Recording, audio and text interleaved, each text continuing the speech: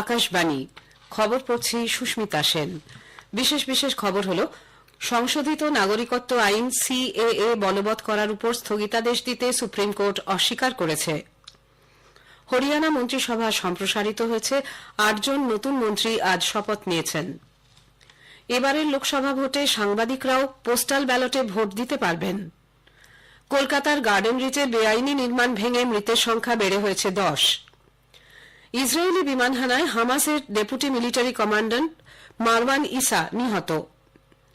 বাসেলে Swiss open super 300 badminton প্রতিযোগিতা আজ শুরু হয়েছে। আসছি বিস্তারিত খবরে। সংশোধিত নাগরিকত্ব আইন সিএএ বলবৎ করার উপর স্থগিতাদেশ দিতে সুপ্রিম কোর্ট অস্বীকার করেছে। এই আইনকে চ্যালেঞ্জ জানিয়ে দাখিল হওয়া ২৩৭টি আবেদনের ব্যাপারে ৩ সপ্তাহের মধ্যে কেন্দ্রীয় সরকারকে জবাব দিতে বলেছে প্রধান বিচারপতি ডিওয়াই চন্দ্রচূড়ের নেতৃত্বাধীন ৩ বিচারপতির বেঞ্চ। ৯ এপ্রিল মামলার পরবর্তী শুনানির দিন ধার্য হয়েছে। হরিয়ানার মুখ্যমন্ত্রী নায়াব সিং সাইনি আজ তার মন্ত্রিসভার সম্প্রসারণ করেছেন।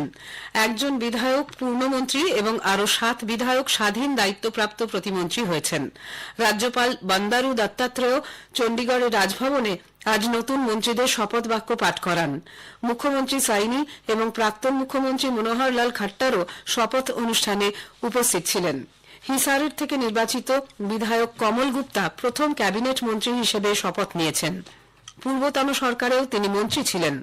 বাদ পড়েছেন পূর্বতন খট্টার মন্ত্রিসভার গুরুত্বপূর্ণ সদস্য অনিল ভিজ। উল্লেখ্য, এই নিয়ে হরিয়ানা মন্ত্রিসভার সদস্য সংখ্যা দাঁড়াল ১৩। কেন্দ্রীয় মন্ত্রী রাষ্ট্রীয় লোক জনশক্তি পার্টির প্রধান পশুপতি কুমার পরশ কেন্দ্রীয় মন্ত্রিসভা থেকে ইস্তফা দিয়েছেন। বিহারে লোকসভা নির্বাচনের জন্য এনডিএর আসন ভাগাভাগির সময় পরশের দলকে কোনো কেন্দ্র ছাড়া হয়নি। তার প্রেক্ষিতেই পশুপতি কুমারের এই পদত্যাগ। পরে নতুন দিল্লিতে রাষ্ট্রীয় লোক জনশক্তি পার্টির প্রধান সাংবাদিকদের কাছে অভিযোগ করেন, তার দলের সঙ্গে অন্যায় আচরণ করা হয়েছে।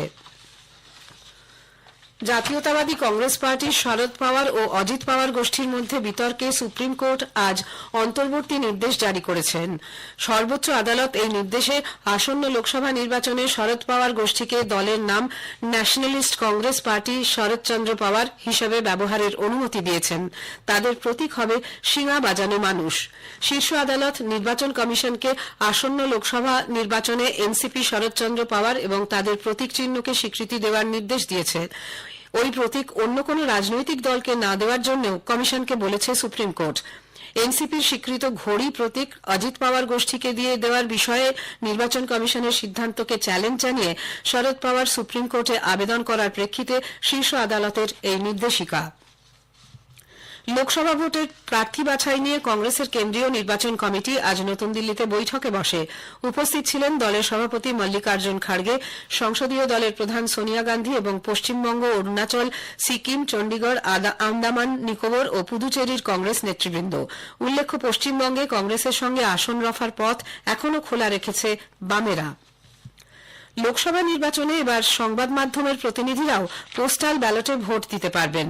নির্বাচন কমিশন আজ সন্ধ্যায় এই মর্মে নির্দেশিকা জারি করেছে। এতে অত্যাবশ্যক পরিষেবার সঙ্গে যুক্ত কর্মীদের পাশাপাশি সংবাদ মাধ্যমের প্রতিনিধিদেরও পোস্টাল ব্যালটে ভোট দেওয়ার অনুমতি দেওয়া হয়েছে।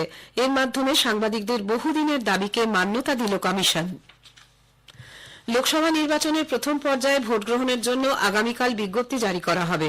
এই পর্যায়ে ১৭টি রাজ্য ও ৪টি কেন্দ্রশাসিত অঞ্চলের ১০২টি লোকসভা আসনে ভোট নেওয়া হবে। এর মধ্যে রয়েছে তামিলনাড়ুর ৩৯টি, রাজস্থানের ১২টি, উত্তরপ্রদেশের ৮টি, মধ্যপ্রদেশের ৬টি, উত্তরাখণ্ড, আসাম, মহারাষ্ট্রের ৫টি করে, বিহারের ৪টি, পশ্চিমবঙ্গের ৩টি, অরুণাচল প্রদেশ, মণিপুর, মেঘালয়ের ২টি করে এবং ছত্তিশগড়, মিজোরাম, নাগাল্যান্ড, সিকিম, ত্রিপুরা, আন্দামান ও নিকোবর দ্বীপপুঞ্জ, জম্মু কাশ্মীর, লাক্ষাদ্বীপ ও পুদুচেরির ১টি করে আসন।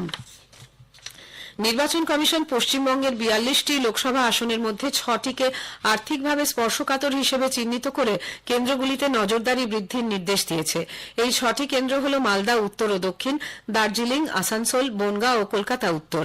এইসব আসনে আয় ব্যয় কি হচ্ছে তার উপরে বাড়তি নজরদারির জন্য কেন্দ্রীয় ও রাজ্য সরকারের ২২টি সংস্থাকে দায়িত্ব দেওয়া হয়েছে বলে মুখ্য নির্বাচনী আধিকারিকের দপ্তর সূত্রের খবর।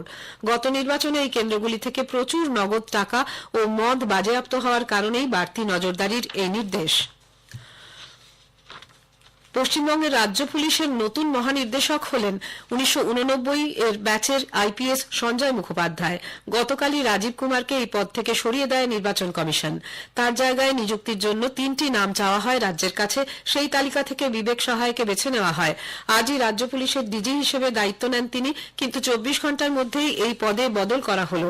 রাজ্য সরকারের পাঠানো তালিকায় বিবেক সহায় ও সঞ্জয় মুখোপাধ্যায় ছাড়াও নাম ছিল রাজেশ কুমারের। মুখ্য সচিব বিপি গোপালিকাকে চিঠি দিয়ে আজ নির্বাচন কমিশন জানায় সঞ্জয় মুখোপাধ্যায়কে রাজ্য পুলিশের ডিজি পদে নিযুক্ত করছে তারা। খবর শুনছেন আকাশবাণী থেকে। গার্ডেন রিচে বেআইনিভাবে নির্মীয়মান বহুতল ভেঙে পড়ার ঘটনায় মৃতের সংখ্যা বেড়ে হয়েছে 10।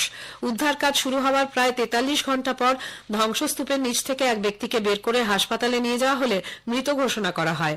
এখনও একজন কংক্রিটের স্তূপের নিচে চাপা পড়ে রয়েছেন বলে জানা গেছে।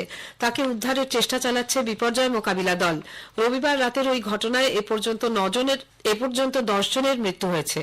বেআইনি নির্মাণ নিয়ে ক্রমশ ক্ষোভ বাড়ছে স্থানীয় বাসিন্দাদের মধ্যে। ধৃত প্রমোটার